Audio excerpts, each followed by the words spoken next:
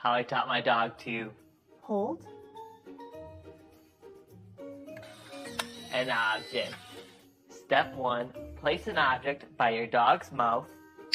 Mark and reward as soon as they touch it. Step 2, wait for your dog to put their mouth on the object.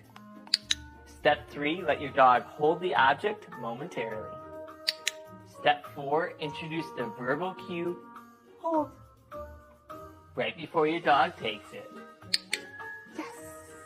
Step 5, individually increase the duration, Hold. and switch out to different objects. Emma, clean up. Walk yourself. Let's go. Ellie, hold.